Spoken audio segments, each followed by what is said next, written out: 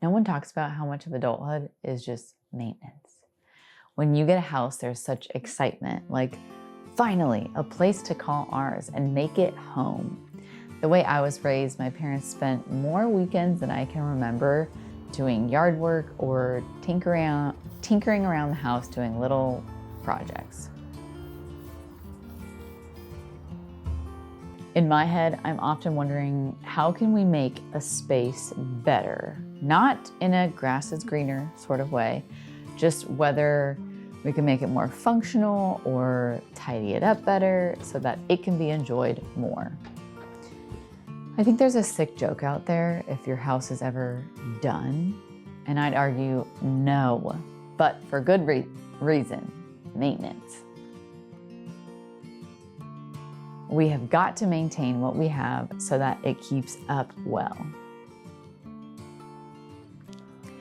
And this transition from winter to spring is a great time to dust off the old, dirty, wet cushions that I let get all soggy and gross for winter and revive them.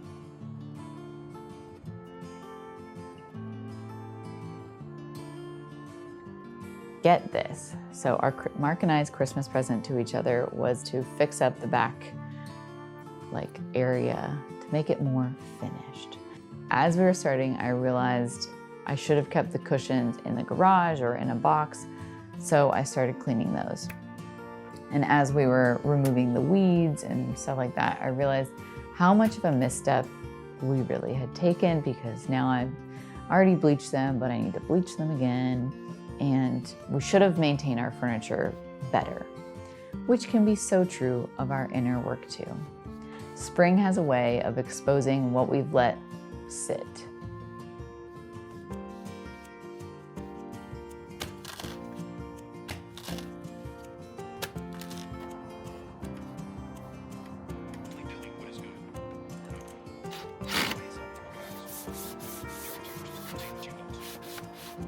My sister was over and she helped us get going, clearing out, pulling the weeds, tinkering on the back fence. And long story short, this winter to spring cleaning was in full swing. And I ended up finding an old hard drive that I found footage of her and I painting what was my office. It was just a couple years ago when my sister started staying around here more permanently in the area. And she pointed out to me in a gentle, loving way, your house is really white and bare. And I couldn't unsee it. She had planted that seed and it reawoke something in me. Color, paint, creativity. She had just reminded me in a gentle way, remember you like color? And I was like, oh yeah, duh.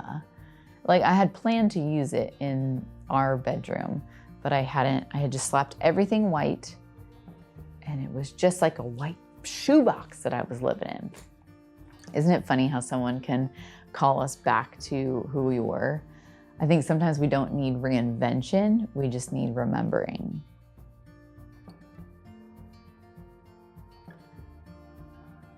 Not saying that I fully lost my creativity and my color. I just hadn't leaned into it and just tried to paint something on it. Our mom literally always said growing up, it's just paint. If you hate it, we can paint it a new color. Which significantly takes the pressure off of paint, right? So with Pinterest inspo, we went for it. This was my office, which is now my second-born's room. And it's fun to think that this was a sister thing we were doing together.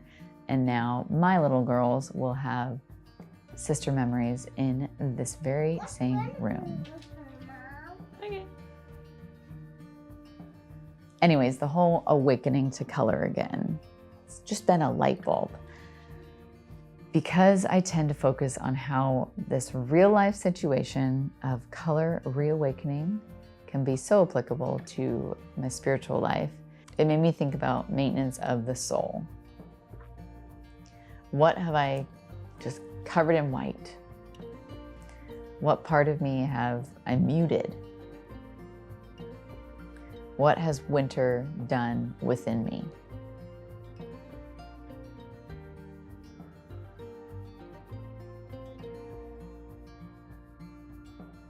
Again, maintenance isn't always fun. It might not ever be fun for you, but life requires maintenance.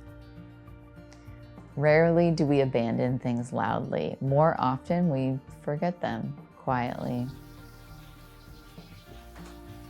It made me I looked in the Bible because I was like, how does this play out in the Bible? And then the Word of God says, lazy people don't even cook the game they catch, but the diligent make use of everything they find. Proverbs 12:27. The idea of that verse is being resourceful with everything you have. Maintenance isn't about perfection. It's about paying attention. It's about awareness. And I would argue the same thing for our inner soul. Some parts of us don't die. They just get sleepy and pushed to the back. Yeah, it's something to think about. Think about in your life. What have you left outside all winter? What areas have you not held on to in the forefront of your mind and kind of let go of without realizing? Any aspects of your interests or how you spend your time that would make you feel more awake if you focused on again? Singing, playing an instrument, cooking, painting, deep cleaning. One of my favorite simple little books is Steal Like an Artist, 10 Things Nobody Told You About Being Creative by Austin Kleon. He writes, don't throw any of yourself away. Caveat as a Christian, because we are to die to our old self. But if we're to take this loosely as, the creative parts of us, I would say this ebbs and flows as life goes. We are multifaceted, intricate humans with lots of little interests. And as the planner that I am, my head instantly goes to how will all of my interests work together? Like, what's the end goal? But then I breathe and I remind myself it's not about an end goal. Creativity and doing passion, soul-filling things is about the process.